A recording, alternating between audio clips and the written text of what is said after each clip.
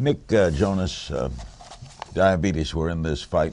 What were your symptoms? You were diagnosed at age 13, right? I was, yeah, age 13. My brothers What and were I your symptoms? brothers and I were on tour. We were at the beginning stages of our career, and we were doing a school tour.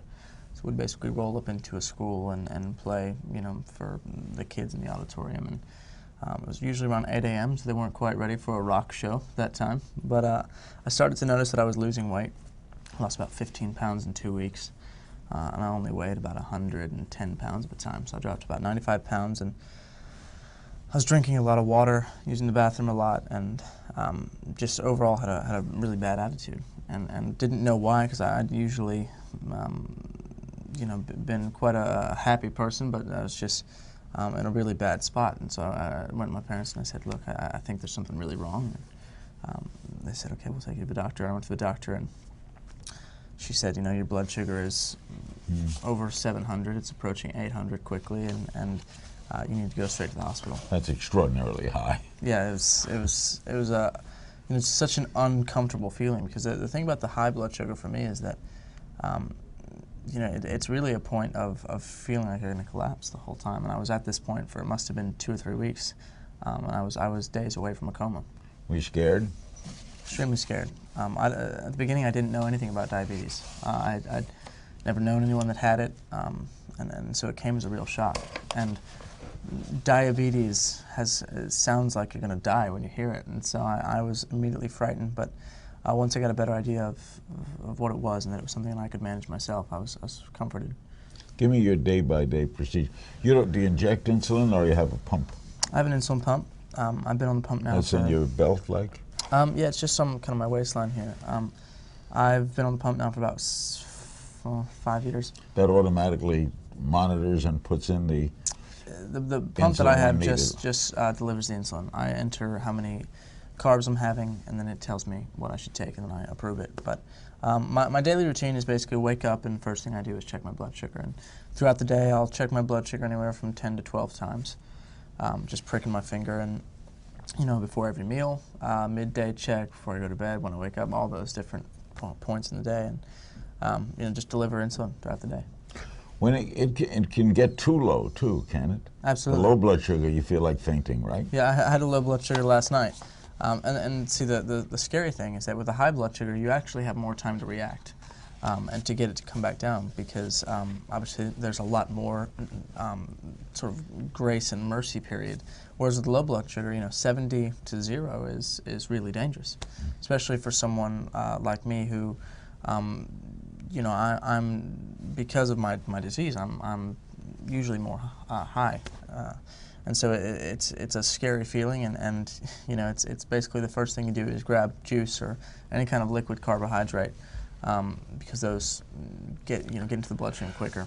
One of the things you have to worry about is blindness, heart trouble, shorter life. Yeah, the blindness is a big one, and I actually have heard a few stories of type 1 diabetics that haven't taken care of themselves and ended up losing their vision. Obviously, also your feet, that you run a high risk of losing toes and other things if you're not careful. And luckily I have maintained my vision. My doctor said it's a miracle that through my 2 or 3 weeks of having diabetes and not knowing it, that I kept my vision. So you have checkups regularly, right? I do, quarterly checkups. I have an amazing doctor here in Los Angeles. On tour, are there times you're on stage when it affects you? I mean, how do you manage it and work? I've had a few low blood sugars on stage, which is an extremely uncomfortable feeling. All I want to do is sit down and drink a juice or have carbohydrates or whatever. So it's tough to be thinking about performing for an audience. But we have an amazing team when we're on the road who are always prepared. I got juice on the side of stage, and my guitar tech will bring it out and make sure I'm cool. And it's just about knowing how to manage your specific diabetes, I feel like, and once you get a handle on it, it's okay. Now this battle, this is Diabetes Month, and we're out to stop it. I know you're very involved in the fight. Do you have any hope? Absolutely. I sort of made doing what I can my main focus when it comes to diabetes and raising awareness, first of all, and helping other young diabetics who are frightened by it and feel alone. And then the other thing was raising funds for research. My doctor here in Los Angeles, her name is Francine Kaufman, and she's kind of on the forefront of looking for the cure. And it's an encouraging feeling to know that someone that close to home that I see quarterly is working that hard for people like me and people like us who would really love to see the cure one day. And I know that it's been amazing to see how Jonas fans have gotten involved with this initiative, and not only doing what they can to fund research, but also just being aware of it. Because the main thing that I've heard from other young diabetics is that in school people don't get what they're doing when they're checking their finger, and you never want to feel pushed out. And I think there's a definite embrace of the diabetic community and a general awareness of it now, which is great. Would you say you're hopeful? Definitely. I don't know when we'll see it, and I don't know if I'll see it in my lifetime, but I'm going to do all I can in my lifetime to try and get it there. Absolutely, Nick. Thank you, sir. Thanks.